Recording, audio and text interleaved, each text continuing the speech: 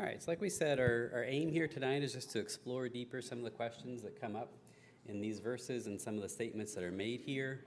In some cases, consider multiple ways to understand that and think about which one best aligns with the whole of Scripture as we walk through this. As we said even the first time through this passage raises a lot of questions even if you didn't have these verses in it, just because we're not used perhaps to as much focus on things like prophesying and speaking in tongues. And so these three chapters as a whole, 12 through 14, raise a lot of questions. And then you have this statement in here about the women, the speaking, and trying to process how that's supposed to fit both within the immediate context and within the larger context of Scripture can be a thought-provoking exercise. And so that's what we want to spend more time on this evening. Before we jump in to look at these verses specifically, I do want to just bring up a couple of things that are good for us, I think, to think about anytime we have passages like this where we're really focused on parsing and digging through to understand the proper interpretation of that. And the first point that I want to think about in that regard is the idea of understanding a specific application versus understanding an overarching principle. And we won't answer this right now, but the questions that we want to keep in mind is that our first aim, I think, in any time we look in Scripture, is to understand what is the issue at that point in time, in the context, in that audience, that the Spirit, through the author, is trying to address. And so in any passage, we can come to it and we can ask this question: what is the specific issue? What is the specific problem or correction or admonition or encouragement that the author is trying to impact? But at the same time, it's equally important that as we think about what that specific application is, we also need to understand that when we come across these examples in Scripture, there's almost always a broader principle or a broader application that we need to seek as well. And my animations are out of order because I did not look at them beforehand, so let me just put it all up there. So as you think about Paul's instruction in this case, what is it that he's immediately trying to address within the context of the church in Corinth and their assemblies and this question about the women speaking? But then at the same time, what does it teach us more broadly? And what other texts outside of this passage help us to see light or shed light on the specific question that is before us? And so to use a couple of examples like this, even from this study, think about 1 Corinthians 8 through 10. Most of those three chapters, Paul kind of takes a different path in chapter 9, but even that chapter relates back to this question of eating meat that's offered to idols. For us, at least in our situation here in Lafayette today, are there lots of issues with eating meat offers to idols? I've never known of one, at least in my 38 years. I'm not saying it's impossible, even in this country, but it's not something that I've ever had to confront. Is that passage of no benefit to me then? Certainly not, right? There's some foundational principles about how we approach differences, how we approach issues, how we approach the growth that each other has that we can take from that. So we understand that Paul's writing with a specific application in mind, but yet if we only focus on the technicalities of what he's saying of meat offered to idols, then we could miss a significantly important message and teaching in that. Maybe another example that might kind of strike us as a little odd, but I think illustrates the same point is in chapter 9, where in the midst of that, Paul is talking about the support of those who teach and labor for the gospel. And he uses this reference from Deuteronomy 25, the Mosaic law, where it said, don't muzzle an ox. And we talked even as we walked through this text that you look at that reference from the Mosaic law, Paul is using that and saying this is the reason why you should support those who labor for the gospel. That instruction in the Mosaic law had a very, very specific application, didn't it? Your livestock, your animals that you're using to to run your farm, run your business, whatever the case may be. Yet we see there, and Paul also uses that in 1 Timothy to make a point that there was a broader application of that principle. And so anytime we have these examples like this, where we're trying to parse through and understand the specific context and the specific application within that context, we also need to make sure that we don't get caught up in just that context, and we look for the principle that it teaches us that can apply beyond that. And I know I'm not saying anything new. We probably all understand that, but I think it's just helpful to remind or have that at the forefront of our mind as we go back into this. And so as you think about then approaching this, at the same time, I want to think about a couple other questions here. And every now and again, YouTube gets it right. And Friday, it actually got it right. I don't know why, but I opened up YouTube and it had a recommendation for two evangelists that were talking about 1 Timothy 2 and the questions of women there. I don't know if I had searched for something that tipped YouTube off, but it recommended it to me there. And I listened to what they were saying, and it was a helpful thought. Is they acknowledge that there's these legitimate questions that people can ask about these interpretations, but they also said, but you can't start that search if you aren't prepared to accept that Paul is forbidding something.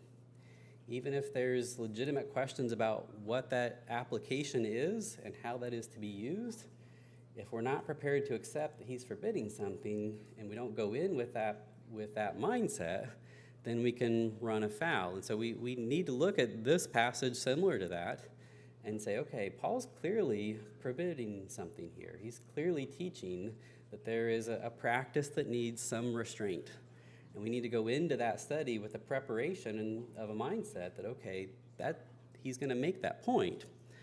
But on the same side, or on the same point, other side of it, we also need to recognize that if we go in and we look at that restraint and we misapply it, and we take it in a way that Paul didn't intend, we could find ourselves in a situation where we're restricting something that God did not seek to restrict. And we could find ourselves in a place where we're condemning the guiltless, to use a phrase that Jesus used with the Pharisees and some of their accusations about the teachings and the practices of his apostles. And so what we seek to do is to be prepared to accept what is said here as a restraint, but at the same time, make sure that we only go to the restraint that's there and seek ultimately the benefit. Ultimately, every instruction that God gives us is a benefit for our good. And so when we look at these passages like this, we want to make sure that we're looking for the benefit in those instructions. And so as we think about just generally a few key points before we get into the immediate context of 1 Corinthians 14, generally as we think about this teaching of the roles of men and women, and we look across Scripture, we could probably pull together a few points, but want to just highlight, we could pull together several points, want to highlight a few that we need to recognize just on the whole of Scripture. The first that we could see here is that both men and women are called to serve in many different ways. Again, I think we could point in a lot of different places to see that in Scripture, that both men and women are called to serve, and both men and women are called to teach. Again, a number of passages that we could point to make that abundantly clear, both in the New Testament and the Old, that both have this calling. And beyond that, beyond just the calling, both have abilities to do these things that are endowed by God. Again, we could point to several passages for this, but the one that I always go back to in my mind is the Joel 2 prophecy, which was part of the foundation of Acts 2, was that God said, I'm going to pour out my Spirit, and your sons and your daughters are going to prophesy. And should be no question in our mind that God has given both men and women, both in that specific application and in others, the ability to serve and to teach. And we see examples of that in the New Testament. When we think about Anna the prophetess in the temple, when Jesus was presented there with Simeon, she was once married, widowed. Now she's there in the temple, and when the baby comes, we're told that she teaches all who would be looking for the redemption of Jerusalem. So we see this role of teaching. We see examples like Philip's daughters in Acts 21, where he has 4 virgin daughters who are prophesying. We see Priscilla referenced working with Aquila in her role in teaching, and then we see Paul reference them in several different congregations, presuming that they made a number of connections. So there should be no question in our mind that God has called both men and women to serve and to teach. And at the same time, no question that as we even look through this letter, that our ability to please God is not dependent on our marital or our family relationships. God has called and endowed us with these abilities of both genders to do these things, and it's not dependent on our role in a marital relationship. At the same time, as we think about other things that we see in Scripture, there is clearly a unique role for males in leadership within the family. And I say unique role because there's a role of leadership for females as well, right? And so there is no doubt that there are roles of leadership, but they are unique, and we could go into more detail in that. But we see that those roles, particularly on the male's role of leadership, is grounded first in creation, right? This was part of God's design. And so a lot of times questions of culture come up, but when we look at these passages in Scripture, what we see taught about this unique leadership role of males is grounded in creation, not in some cultural aspect, but it's grounded in what creation, and it's reinforced not only in creation, but when the fall occurs. In Genesis chapter 3, God turns to a woman and says that you're going to be in submission to your husband. This is part of what he reinforced with them in Eve's error, and he gives correction to both Eve and Adam. He makes it clear in 3:16 that there would be this relationship of submission of the wife to the husband. And at the same time, not only is there a unique male role in the family, but there's a unique male role in leadership in the church as well. Again, not saying anything that I don't think probably most of us recognized, but where we see this role of appointed shepherds and appointed deacons, and I use that term appointed because we see examples in Scripture where people serve and where people shepherd, but not necessarily in an appointed role. Right? You can see examples of where Paul used the term deacon to describe a female, but not necessarily in an appointed role, but in the fact that she was serving. But when we see this instruction on appointed roles, we see that these leadership roles are unique for males who are serving in this leadership role in the church, and their leadership role in the church is grounded in their leadership role in the family. In both of those cases, those males were called to lead by demonstrating or showed their ability to lead by demonstrating their ability to lead their own families. And so to sum all that up, if I could sum it this way, if there's no objection, there should be no doubt in our minds in Scripture about the ability God has given both men and women to teach. But the question is, in what ways do they exercise authority? No question about the ability to teach and the call to teach, but in what ways do they exercise authority differently? And that's the question that we are working through when we come to passages like 1 Corinthians 14 or 1 Timothy 2 or others. So let me pause there before we jump into 14. Anything you want to add on any of this up to this point? Okay, so let's look at chapter 14 now.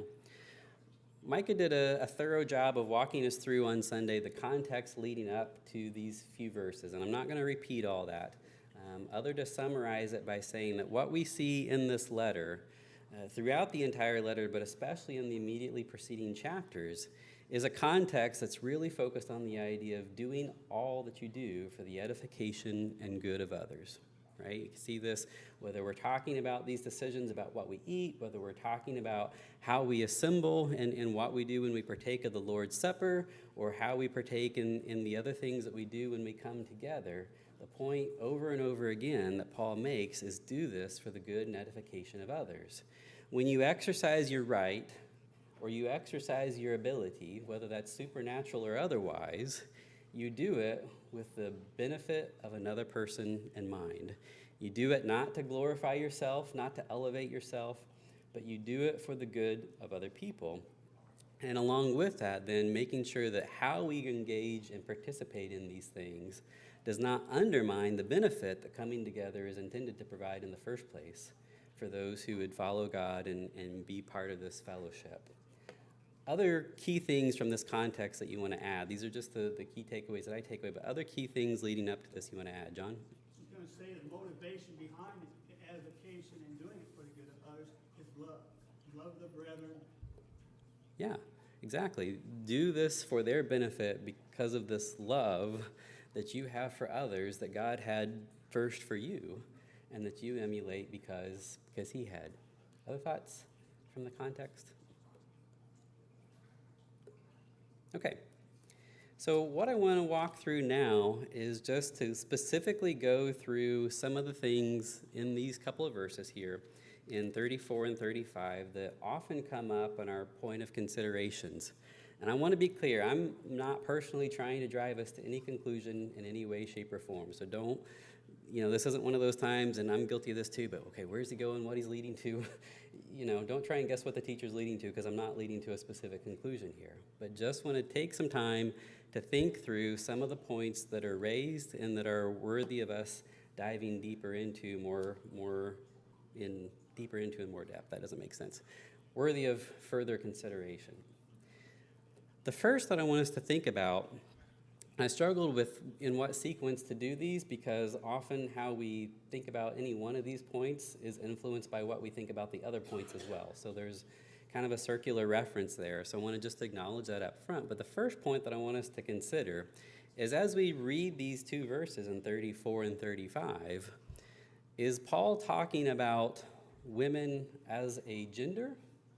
Or is he talking specifically about wives, those that are in the marital relationship? And again, as we said at the outset, we need to keep in mind this balance between seeking the specific application of this situation, but also recognizing there may be a broader point or context to be drawn from that. But as we think about the specific application that he's making in this question, is he talking about women or wives? And here's why we ask that question. The word here that you see in both 34 and 35 that is translated in almost all of our translations, women, is a word that gets used for both women and wife in the New Testament. This word appears over 200 times in the New Testament, and you see it in both cases, and it's almost always, that decision on how to translate it is based on context and what statements are being made around that. And so in the New American Standard, you take those 214 times, about 130 times, it gets translated to woman, 84 times it gets translated to wife. And generally what you see is that if translators are uncertain about whether it's really specific to wife, they'll default to using woman, even if they're not sure. Even if there's maybe some question about whether it's supposed to be understood as wife, they'll default to woman unless it's clear from the context. But at the same time, even our translations can disagree on that. There are certain places where we look and you'll see the ESV will say wife and the New American Standard will say woman. Because again, their understanding of the context. And that happens even here in 1 Corinthians, where Paul has talked about that. If we were to back up to chapter 11, I believe, where he talks about the head covering, what he says in there gets translated different ways depending on which translation you're talking about. If you look back in chapter 11 in ESV, it says wife, but in several translations it talks about women covering their heads. And so again, we will need to acknowledge at the very least that whether we understand that as woman and wife isn't made clear just by a translation of the literal word itself. So we have to look at this context. So one of the questions that we need to ask as we think about this is Paul saying all women must keep silent? Or is he saying all wives must keep silent? And so let me just pause there and ask the question as you think about this. What things do you understand from this scripture or from elsewhere? We're not limiting ourselves to 1 Corinthians here. What things do you understand that leads you one way or another on this question of whether it's to be understood as women or wives? Micah?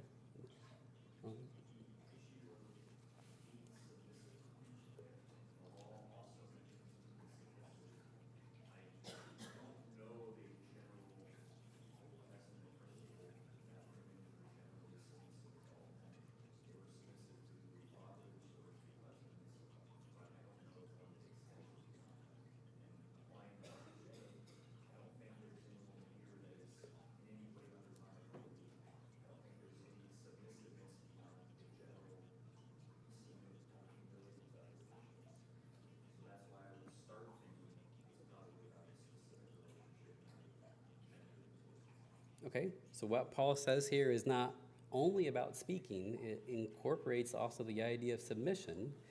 And the predominance of the rest of Scripture, when we read about submission, isn't a general submission of one gender to another, but of a husband to a wife, or a wife to a husband. Melanie and Scott? Well, just the use of the word husband, I think, gives us a clue. Where he refers back to that they are to ask their husbands at home. And that's one of the questions. Yeah, one of the questions that comes up in this is you read 35 and it says, if they have this question, let them ask their husbands at home. Does that mean that he's assuming that they have husbands at home, whoever he's speaking to? Scott? Well, I was just looking at verse 36, and I think that's a little bit of a qualifier. All wives come from a pool of women. You can't become a wife unless you're a woman first. And verse 36 says, was it from you that the word of God first came forth? And so there's a principle there, whether we like it or don't like it, it's a principle that says the word first came forth from man. And so I think that qualifies a little bit to make it all women, but it's definitely talking about wives. Yeah, certainly inclusive of wives, and maybe there's an indication there in 36 and following that it's not limited to wives. John? Well, in the context, he's talking about the assembly. Like in verse 26, it says, what is the outcome then, brethren? When you assemble, each one has. And he's dealing with three different groups and giving them certain stipulations of what they cannot do with their gifts and that they can't control their gifts. They can't be still or silent, no talking. And so he's talking within the assembly. So, it can be women and wives, whatever the "dunay" stands for there in context. So the context is the assembly, and the assembly isn't limited to wives, and so perhaps it's broader in intention there. Other thoughts, Scott?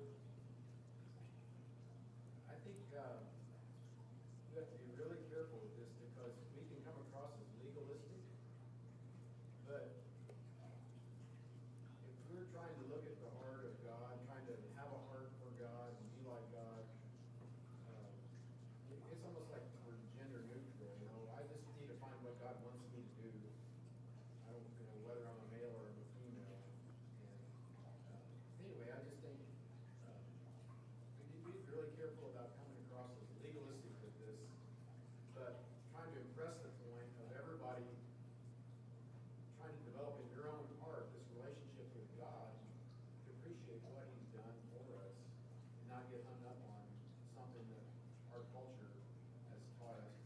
And maybe not even more than just our culture, but it goes back to Genesis 3, where the wife said that your desire shall be for your husband's rule, And so we just have to be really careful that our heart is for God. Yeah. We approach this with a sincere, honest heart, not trying to reinforce what we want the outcome to be or the way we think it, but we want to rightly divide Scripture and come to an understanding of the instruction here. I want to go back for a second to something Micah said. When he says, as the law says, if you look there again in verse 34, he says, for they are not permitted to speak, but should be in submission, as the law also says. What references of the law saying something on this subject come to mind?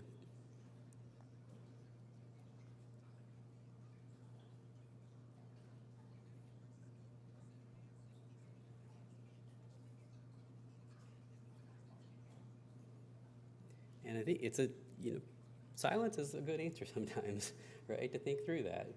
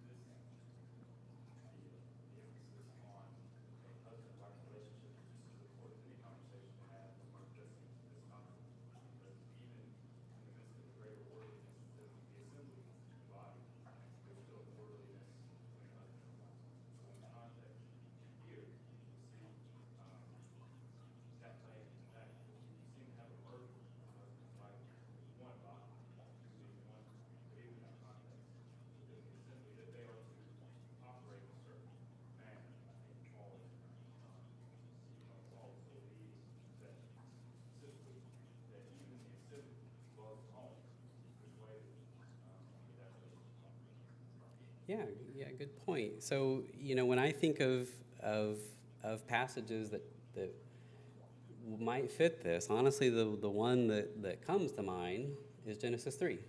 And, how we think of the law sometimes, we, have this question of whether it's only the Mosaic law or whether we recognize that in the Old Testament and the New, law isn't confined to the Mosaic law. There is, at the very least, a reference in Genesis 3 that gets reinforced in New Testament writing several times about the relationship and the submission of a husband and wife. So, at a minimum, we can say that there is a submission there. And to your point, that submission carries in whatever context a husband and wife find themselves in. And so again, we can say, at a minimum, if we understand this as wife, we can see consistency with other teachings. And we probably aren't going to take the time to flesh out the rest of the answer to this, but we also need to think about if we understand it more broadly, is there a reference in the law that would reinforce the idea of males and females as a gender having a submission and thinking through what that says and what the implications of all of that are, even in its original context. Saw another hand back here. What's that?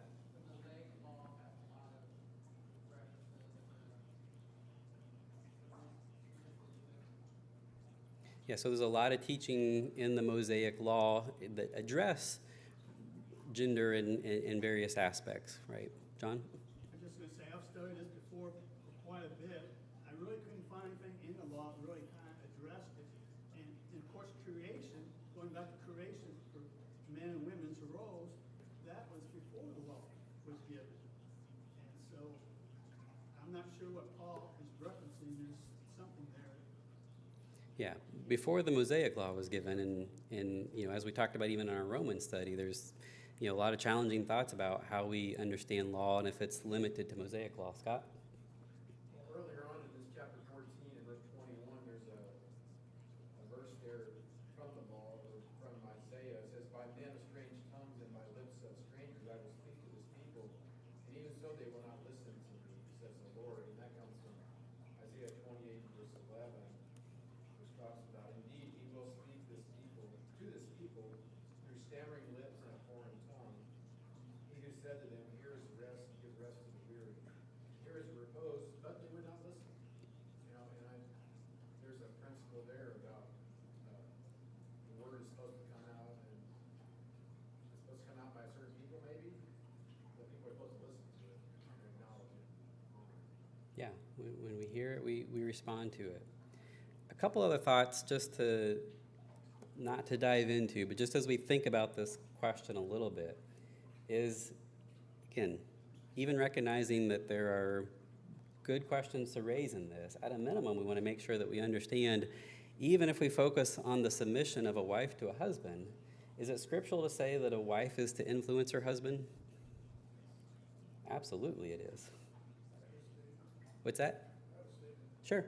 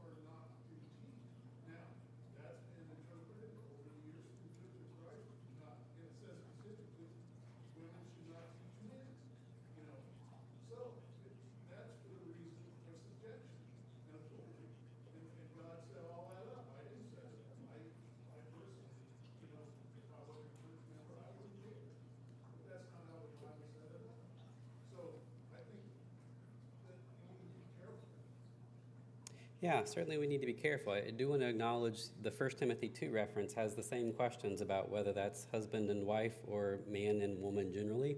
And so we need to look at those in parallel and ask the question. And we do clearly see women teaching in Scripture, as we said earlier, whether it's Anna or Philip's daughter. So we have to weigh all of these things together. Yeah. Right. In what context? Yeah, in what context and what situation is what we need to work through. Exactly.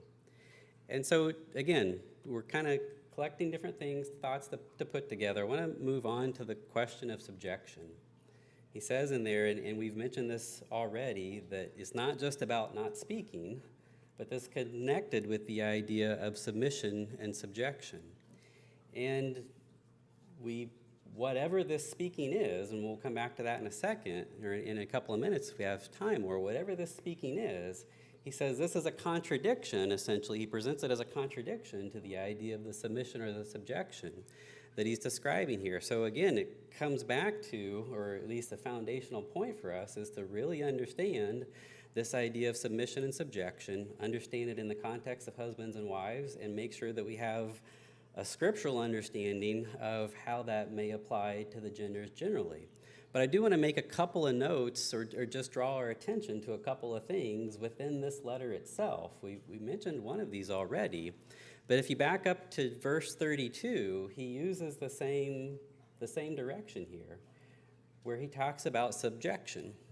And you notice in verse 32 that it's the spirit of a prophets are subject to prophets. What's he talking about in that case? He's talking about when one person prophesies, that is to be understood and considered by others, and that there is to be an order to that. And so even though one person has the spirit of prophecy, there is an idea of subjection or submission that person has, or the others who have these in turn to one another. So when we think about subjection and submission, we need to be very careful about where our mind goes and make sure we're thoughtful about that. Turn to chapter 16. We ran out of time as we were walking through this, so we didn't really do a deep dive on chapter 16, but notice again at the end of the chapter, he says in verse 15, "Now I urge you, brothers, you know that the household of Stephanas were the first converts in Achaia, and that they have devoted themselves to the service of the saints. Be subject to such as these, and to every fellow worker and laborer." And so this idea of subjection and submission, Paul uses, again, in a context, not based on gender, but based on the fact that there were these laborers who had given themselves to this work diligently, and in some way there was a subjection or a submission that was called for.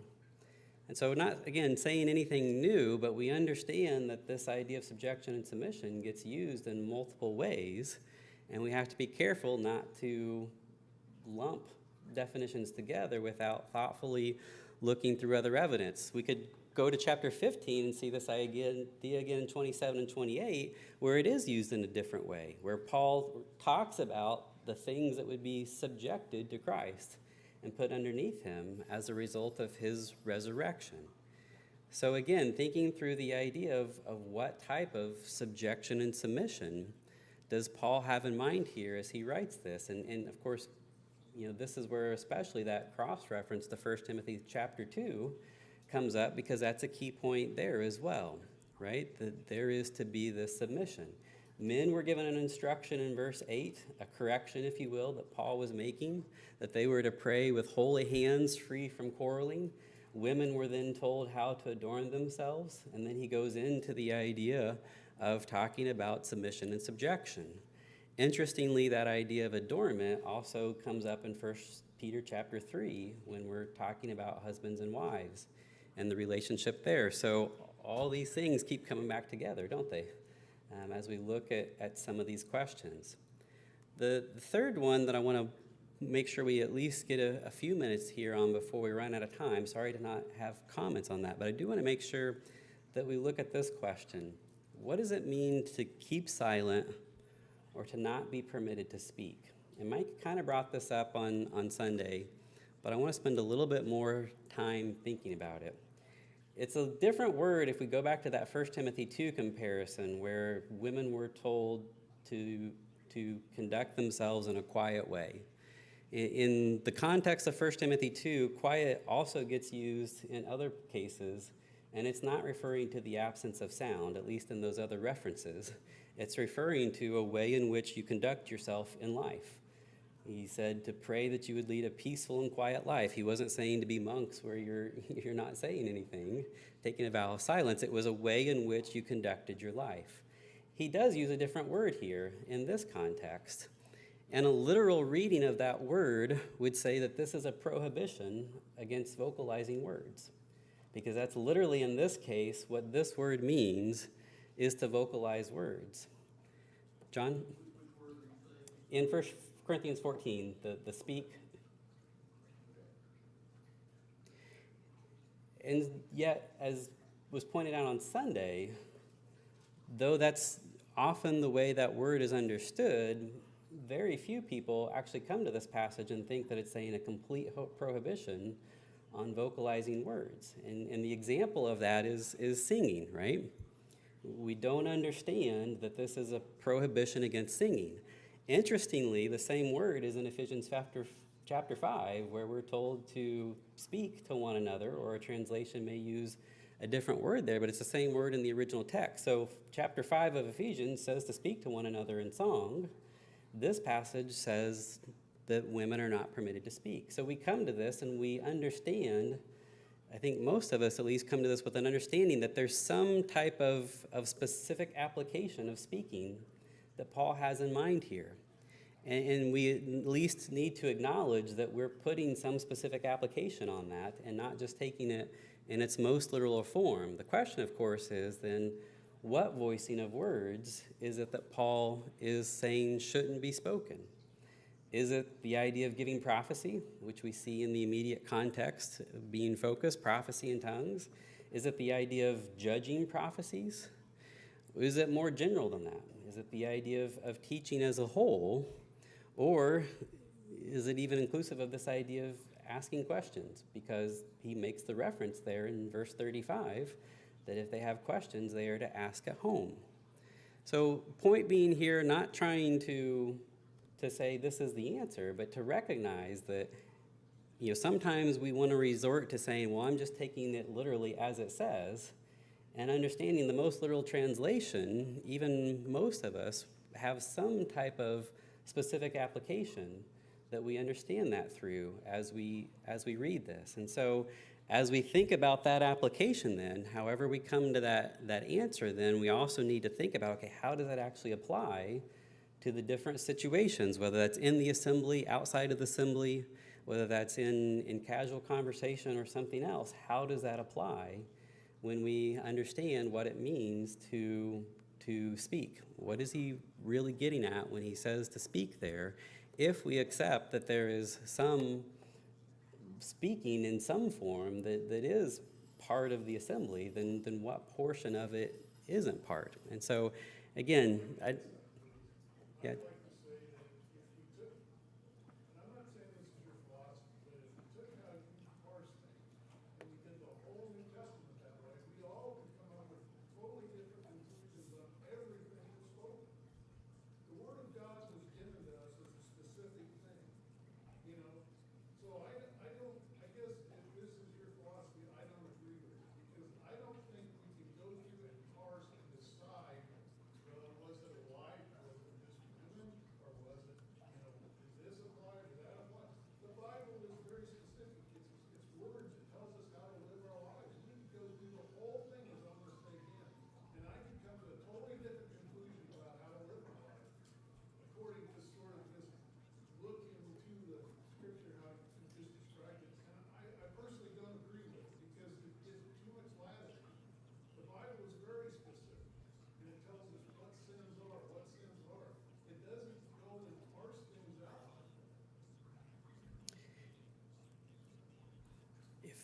All I'll say is if that were true, then why would we need to come together and sharpen one another through these thoughts, right? I think this letter in and of itself shows that we've got to grow together, that we're going to come with different understandings. The Bible is not changing. The Bible is not in multiple forms, but we all bring different perspectives, different things that are influencing our thoughts. And the aim is not to try and make the Bible to say multiple things. The aim is to find the errors in our own thought and share and parse that out. So, that's, in short, not trying to lead to any conclusions here, but to say that these are questions that people can ask. And hopefully we can encourage one another to dig deeper to make sure that our understanding is complete, or as complete as we can get. And I don't mean to interrupt, and I don't mean to be disrespectful to you all, because I understand your role. Sometimes you just have to read it and see what it says. You know, there is a given, there is certain things that we all take for granted, that that's the way it is, because the Bible says it is. And to give a credence to, well, maybe this and maybe that, when it doesn't say specifically that. If it had said, wife, or if it said women, and it differentiated the two in this situation, I would agree with you. But I talked to an elder about this specific question, because it broke up a church that some of the people in here used to go to over this same issue. And he told me, I asked him, he said, well, if you take this sentence and put it up here, and you put a period over here, it interprets itself differently. And I think it was a one-off that this spiritual tongues and women can't speak because it was talking about tongues. Okay, we'll go over here and read Timothy. It wasn't about tongues. It was about women. And I don't have to parse women between married and unmarried. Women are women. Men are men. We're all under the subjection of God, given our spirituality. And God tells me I am under subjection to Christ. Just as it gives women that there is under subjection, and they can read it. And if they don't like it, I'm sorry.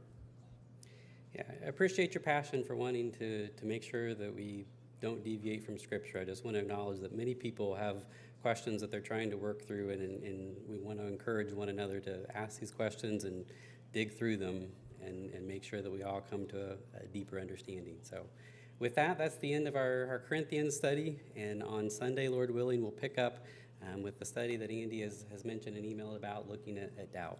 Thank you.